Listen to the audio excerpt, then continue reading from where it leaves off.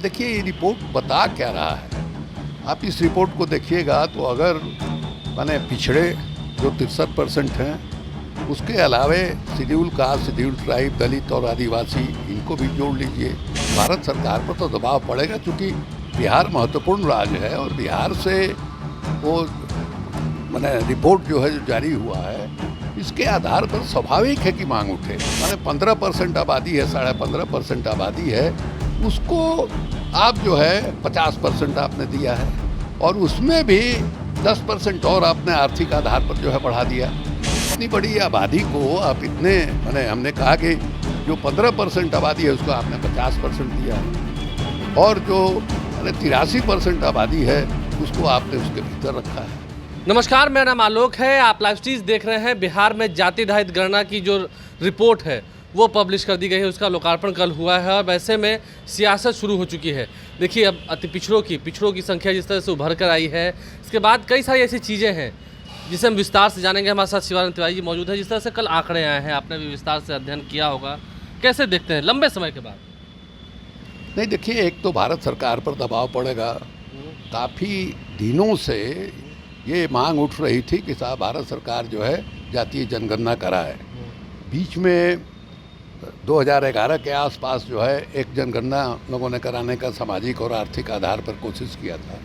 उसके बारे में ये कहा गया कि साहब उसको मैंने ठीक ठाक वो नहीं आ पाया है आंकड़ा, इसलिए उसको प्रकाशित नहीं किया गया। लेकिन अब भारत सरकार पर तो दबाव पड़ेगा, क्योंकि बिहार महत्वपूर्ण राज्य है और बिहार से वो मैंने रिपोर्ट जो है जो जारी हुआ है, इसके आधार पर स्वाभाविक है कि मांग उठे। अब देखिए ये रिपोर्ट बता क्या रहा है, आप इस रिपोर्ट को देखिएगा तो अगर माने पिछड़े जो 63% हैं, उसके अलावे शेड्यूल कास्ट, शेड्यूल ट्राइब, दलित और आदिवासी, इनको भी जोड़ लीजिए, कितना परसेंट होते हैं? लगभग 83% होते हैं। अब कौन कहाँ खड़ा है, ये इसके बाद जो है आंकड़ा जो जारी होगा, सामाजिक स्थिति, शैक्षणिक स्थिति, आर्थिक स्थिति, उसमें स्पष्ट होगा। लेकिन एक बात तो बिल्कुल स्वाभाविक है कि जो इतनी बड़ी आबादी है, माने उसको आप 50% के दायरे में रख रहे हैं और जो माने 15% आबादी है, 15.5% आबादी है, उसको आप जो है 50% आपने दिया है और उसमें भी 10% और आपने आर्थिक आधार पर जो है बढ़ा दिया। हमको याद है कि जब मंडल कमीशन का इंदिरा स्वानी केस में जजमेंट हुआ था, उस जजमेंट में जो 10% आर्थिक रूप से पिछड़ों को या गरीब को आरक्षण दिया गया था, क्योंकि वीपी सिंह ने आरक्षण लागू किया, उसके बाद उनकी सरकार चली गई और नरसिंह राव जी की जब सरकार आई तो उसने 10% आर्थिक आधार पर जो है आरक्षण उसमें जोड़ दिया। उसको 9 जजों के बेंच ने खारिज किया, इस सिद्धांत पर खारिज किया कि जो आरक्षण है, ये आरक्षण जो है गरीबी या बेरोजगारी दूर करने के लिए नहीं है।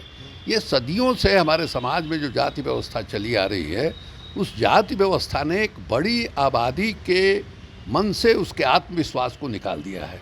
उनको पढ़ाई लिखाई की सुविधा नहीं, संपत्ति की सुविधा नहीं, राजकाज में हिस्सेदारी नहीं, तो एक आत्मविश्वास जो है ख़त्म हो गया कि नहीं साहब हमारे अंदर लायकियत नहीं है। तो इतनी बड़ी आबादी जो है, अगर उसमें हीन भावना रहे और उसको ये लगे कि हमारे यहाँ लायकियत नहीं है, तो उसका नतीजा क्या निकलेगा कि देश को कभी आप आगे बढ़ा नहीं सकते हैं। तो इसके लिए आज़ादी की लड़ाई में ही ये तय हो गया था कि नहीं साहब, शेड्यूल कास्ट, शेड्यूल ट्राइब को तो मूल जो संविधान लिखा गया उसी में तय हो गया था। गांधी जी और अंबेडकर साहब के बीच में 1932 में जो समझौता हुआ था, उसके आधार पर पिछड़ों की स्थिति के बारे में अध्ययन करने के लिए संविधान में ही कहा गया है कि आयोग का गठन होगा और आयोग अध्ययन करेगा पिछड़ापन का जो कारण है उसको दूर करने का क्या उपाय है, ये अनुशंसा जो है करेगा। और इसी के आधार पर आज़ादी के बाद 1951 में ही पहला जो है अत्यंत पिछड़ा आयोग जो है बनाया गया, काका कालेलकर कमीशन के नाम से। लेकिन वो लागू नहीं हो पाया। 53 में उसका रिपोर्ट भी पार्लियामेंट में ले हुआ, लेकिन गोविंद बल्लभ पंत जी उस समय गृह मंत्री थे, उन्होंने उसको लागू नहीं किया।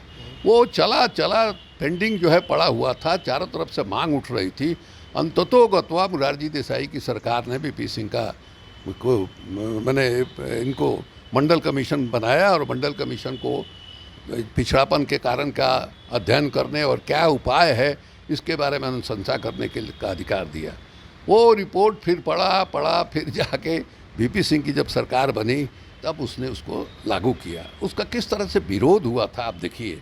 आप लोगों को याद नहीं होगा, हमको अच्छी तरह से याद है कि दर्जनों लोगों ने आत्मदाह कर लिया उसके विरोध में, गोली चली, हंगामा हो गया, ऐसा लगा कि किसी के हिस्से से किसी को लूट लिया गया। ये कितनी संकुचित मानसिकता है साहब। इतनी बड़ी आबादी जो सदियों से पिछड़ी हुई है, उसको माने ऊपर उठाए बिना देश ऊपर नहीं उठ सकता है। इस मकसद से आरक्षण जो है उनको दिया गया और उसका इस तरह से विरोध हुआ। खैर वो लागू हुआ 27% का आरक्षण। अब 27% के आरक्षण में खुद भारत सरकार ने रोहिणी कमीशन बैठाया।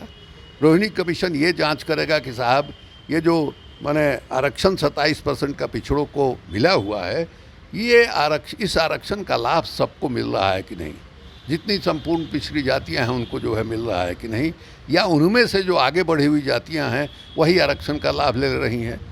तो 3 या 4 कैटेगरी में जो है बांटा है रोहिणी कमीशन ने। उसका रिपोर्ट अभी जारी नहीं हुआ है, जो अखबारों में खबर आई है उसके आधार पर। तो खुद ये प्रधानमंत्री जी उन्होंने रोहिणी कमीशन बैठाया, लेकिन वो 27% के अंदर बैठाया। अब जो है ये बात उठेगी कि जो 50% का सीलिंग है वो रहना चाहिए, ये जो क्रीमी लेयर की बात है वो रहनी चाहिए, नहीं रहनी चाहिए, इसका जो बात उठेगा।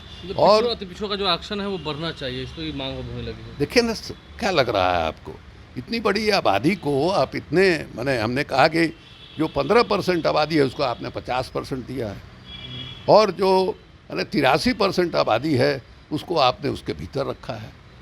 तो ये तो बिल्कुल सरासर माने कहीं से इसको न्याय संगत नहीं ना कहा जाएगा। मानते हैं कि उनकी मांग जायज़ है, आरक्षण बिहार में कम से कम बढ़ाना चाहिए। ना एकदम निश्चित रूप से इस पर बातचीत होनी चाहिए और इसको दबाव स्वाभाविक रूप से पड़ेगा। अब बिहार में ही जो आंकड़ा आया है इसे एक दबाव तो पड़ ही रहा है कि भाई 50% के आबादी में आप 15% को रख रहे हैं और बाकी जो है आपका 85% 83% जो है उसको आप 50% पर रख रहे हैं। तो स्वाभाविक है, नेचुरल ढंग से आप बढ़ेगा।